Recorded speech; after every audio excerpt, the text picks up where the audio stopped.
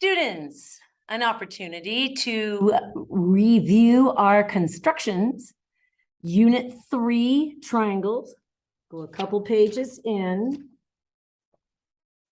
We left off isosceles triangle page like so. And you have this page, and we are right here, page 6, where it talks about centroids. We're going to recap these constructions. You are going to follow along with all the markings, etc., and be showing me in class for up to 5 points extra credit. So step number 1 here. A median connects vertex to midpoint. So let's just do a quick sketch here. The median is going to go from vertex to the opposite midpoint. That's a median. When you have multiple medians, they intersect at a centroid. So the key thing we're going to construct here is a midpoint. We're going to do 2 of them. To construct a midpoint, you set your compass setting just beyond what looks like the middle. And it's a sweep motion. Sweep. You have where they intersect. You line it up. 2 points of intersection. Put a little tick mark there. That is a midpoint. Boom, boom. And then we connect vertex to midpoint. And that is a median. We need to do 2 of them in order to find the centroid. So this one, again, I'm going to open up just past what looks like the middle and do sweep and follow along the other side. Sweep. We line up the points of intersection here and here. Tick mark. That is your second midpoint. And vertex to midpoint, right there. That is also a median. And then, of course, as we learned in class, that this is a 1 bunny hop and 2 bunny hop situation. The vertex to centroid is twice as long as centroid to midpoint. That is a centroid. Next one, the orthocenter. Let's do a quick recap. What is an orthocenter? An orthocenter is the intersection of altitudes. Altitudes, vertex, right angle, not to the midpoint. So the key thing we're constructing here is a right angle, which involves perpendicular lines. The intersection of the altitudes is the orthocenter. So we're going to construct 2 sets of perpendicular lines. First, we're going to do this one to this side. Pivot on this vertex and open just a hair past the opposite side, straight across. And this one's a smiley, dimple, dimple. There is a smiley. Got 2 points of intersection. I call those the smiley dimples. And we go to 1 dimple, and you can see I'm flying off the page, so I can choke this up a little bit, but just don't change the compass settings between the dimples. So 1 dimple, sweep, the other dimple, sweep, and line up vertex to that point of intersection, and that is an altitude. And for this one, we're going to do the other side, going this way. It doesn't matter. I could have gone the other way, but for this one, we'll just do this one. Straight across, just a hair past the side. Sweep a smiley. I got my 2 dimples right there. 1 dimple. I'm going to choke it up. 1 dimple. Don't change the setting. Other dimple. And now we grab the other side and vertex, intersection, boom. That is also an L which makes this the ortho center.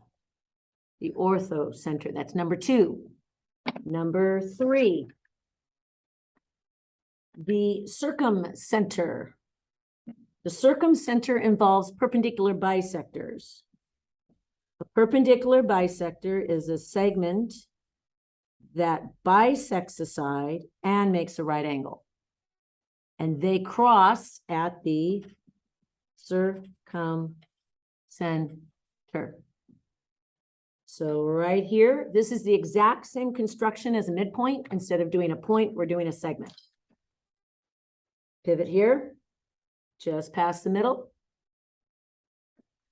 Sweep, other side. Sweep. Line these up. And now we do a segment on a tick mark. I have right angles, bisector, that's a perpendicular bisector. Let's do another side. I'm going to do this one over here. And open up just past what looks like the middle. We already got our setting here. Do sweep. A little tricky doing that left-handed. Come around this way. You can also pivot the paper if that's easier. Sweep. And I have another perpendicular bisector here. We'll see how accurate I was in just a second. Right angle, another bisector.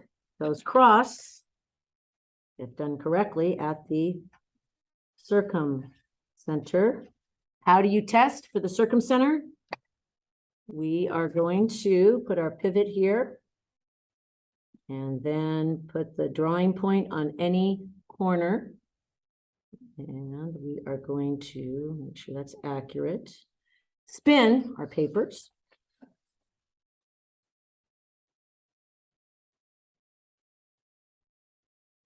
And if you've done this accurately, then you have a circle drawn around and intersecting all 3 corners, which right there, that is the circumcenter because it's the center of a circle that can be drawn around a triangle going exactly through the 3 corners. Circle means around. That is the perpendicular bisectors crossing at the circumcenter. Last one, the incenter. Angle bisectors are really simple, and an angle bisector bisects an angle. Does not hit the midpoint. The angle bisectors cross at the incenter. And right here, an angle bisector is also smiley, dimple, dimple. So I'm going to do an angle bisector at this angle. You put your pivot here. Doesn't matter how far the compass, as long as it crosses the both arms of the angle. And we sweep. There's our smiley. 2 points of intersection. I call those the dimples. Pivot, sweep, pivot, sweep. Don't change the compass settings between the dimples. There's your point of intersection. Line it up. And we have angles right there. Next one. I'm going to do the angle bisector on this side. Doesn't matter how far we open it, as long as it hits the 2 sides, it doesn't matter. Sweep. I got 2 points of intersection. I call them dimples again. Up here, there's one. Sweep, go to the other. Sweep. Got a point of intersection out here. To the corner. A little off there. There. Okay. Double, double. These points right here are not midpoints. That's why I'm putting X's here. They are not. Okay, there's no hatch marks on the side. The hatch marks are on the angle. And now we have the in center right here. Why is it called the in center? You shall see. let's put your pivot on the in-center. And let's go straight down and touch a side. So it's like a perpendicular. I'll get my hand out of the way so you can see it. I'm going to tilt it. We're like this. The tilt and twirl. Whoops. Let's make sure that pivot point stays put. And spin here. You've done this correctly. Looks like I'm a little hasty. I'm a little off here. Is that you should have a circle directly inside, touching all three corners. Looks like being off here just a little bit got me off. And that is an in center, the intersection of the angle bisectors.